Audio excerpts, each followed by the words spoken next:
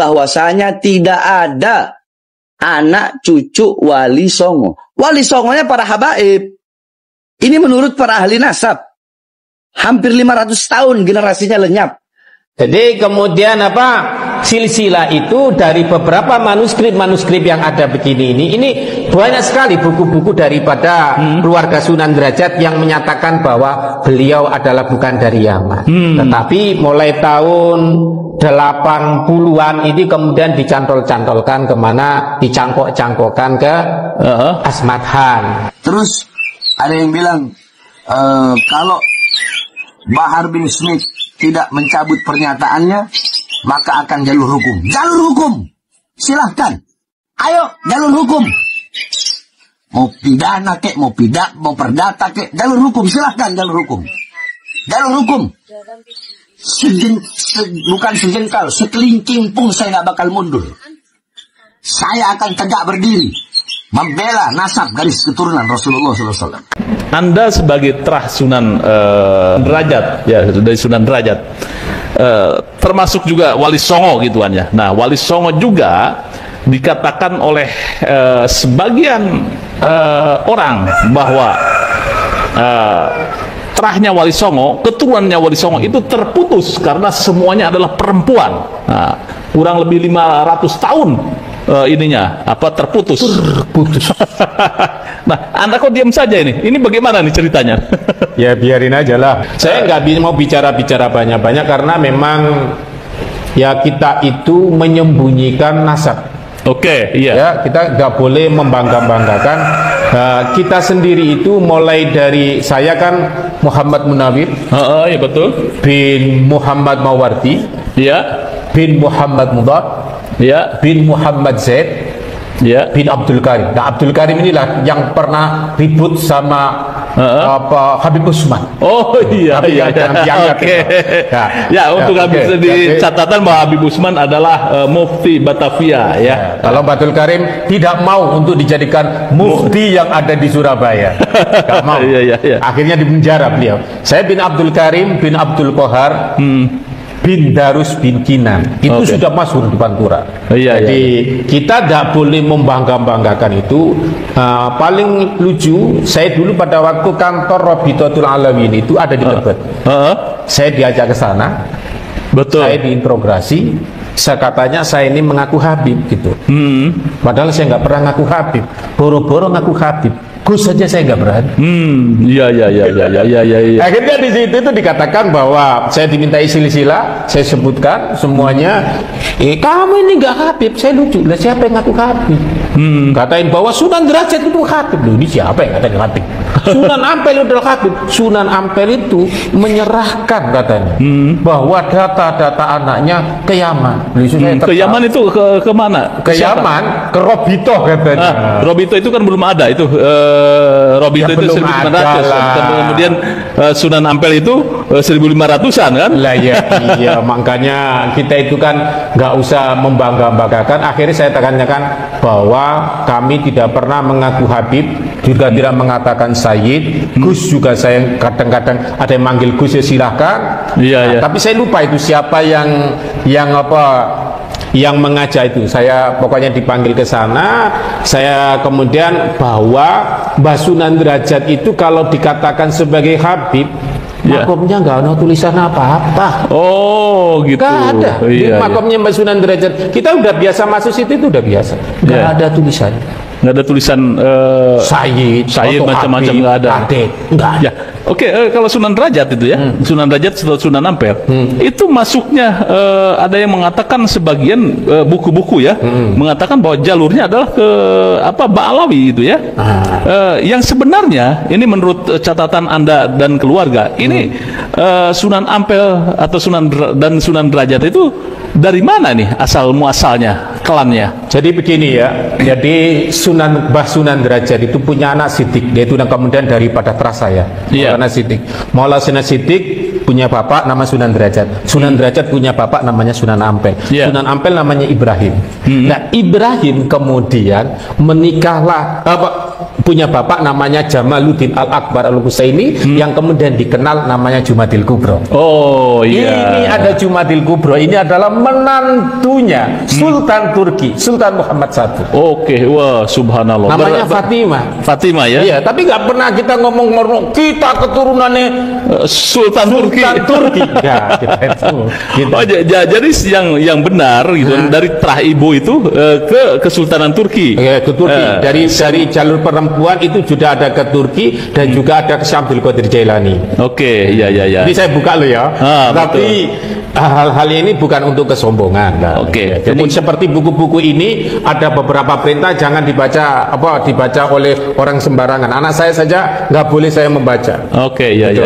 Kau kemudian dari jalur Bapak itu kemana itu? Samarkand. Ke Samarkand. Oh, ke Samarkand. Jadi tidak masuk ke Yaman ya jalurnya. Tapi kalau ada yang membuat itu ya biasa saja. Kita nggak protes.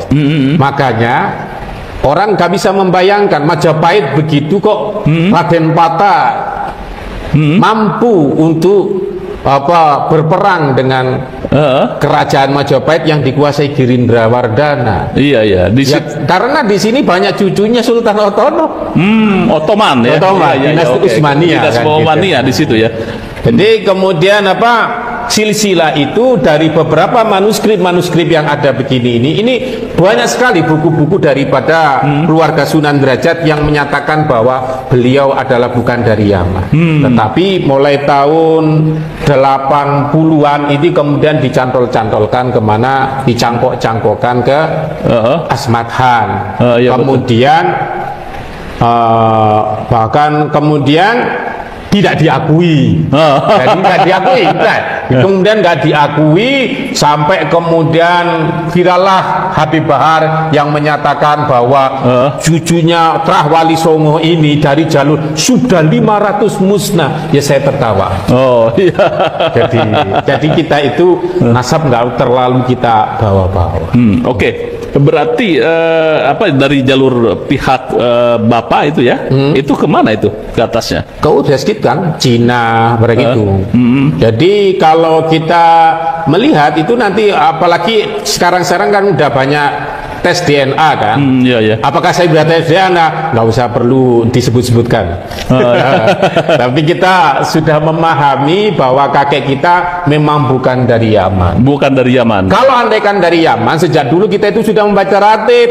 Oh iya. Tetapi betul. Mengapa kalau kemudian Wali Songo itu nggak membaca ratib? Memang bukan dari Yaman. Tapi sekarang ini mulai tahun 2000-an ini orang-orang mengenal ratib. Iya. Kemudian sekarang ini kemudian kembali lagi ke wiritannya para wali 9. Kayak seperti saya tadi itu adalah wiritannya Sunan Derajat. Iya, jadi ciri khasnya memang dari Wali Songo adalah torikoh gitu. Ya, torikoh. Iya, oke. Kalau di sini disebutkan bahwa Mbah Sunan Derajat itu adalah Naksabandi. Jadi zikir khofi itu yang jadi buku-buku yang seperti ini. Nah, sekali ini saya fotokopi saja supaya nanti nggak ada. Ini ada Sayyidul Ma'rifah, ada Syekh Majnun. Hati-hati kalau membaca kitab ini. Bisa ini ya. Kalau nanti nggak bisa jadi wali bener-bener bisa gila. Seakan-akan Syekh Majnun. Ente menjadi Syekh atau Majnun? Itu. Jadi Masya Allah kalau kita melihat di fenomena di Indonesia ini membangga-banggakan nasab itu tidak bisa. Iya. Oke. Coba lihat kita ada anaknya tukang sate aja hafal Al-Quran bisa membaca kitab kuning. Di keluarga saya terutama dari Kiai Trahnya Kiai Haji Abdul Karim, jangankan bergerak Habib Sayyid, kita pakai emas aja nggak boleh. Oh gitu ya. Mas itu kan singkatan dari Maulana Sarif. Bahkan Raden pun enggak. Oh jadi disembunyikan itu aja? Enggak boleh. Karena dulu Mbak Abdul Karim ketika ribut sama tidak mau menjadi mufti di Surabaya dan wilayah itu, kemudian Mbak Abdul Karim kan kemudian dipenjara. Di penjara, setelah dipenjara itu dia menyembunyikan silsilahnya, semuanya istrinya yang merupakan cucunya Kanjeng Sepuh, keturunan daripada Mataram, itu gelar Raden dihilangkan. Menantunya semuanya keluarga Raden dihilangkan, apalagi ngaku Said. Iya. Jadi maka 4 bukan Habib, bukan Alul bukan Sayyid, bukan keturunan Rasul. Imam Syafi'i bukan, Imam Ahmad bukan, Imam Hambali bukan, Abu Hanifah. Tapi kita itu bermadhab kepada salah satu ini. Apa nggak malu? Iya. Imam Al-Ghazali. Iya ya. Bukan Sayyid, bukan Syarif, tapi keilmuannya bisa menandingi. Betul. Menandingi. Siapa yang nggak kenal kitab Ihya Ulumuddin? Apa nggak malu? Iya.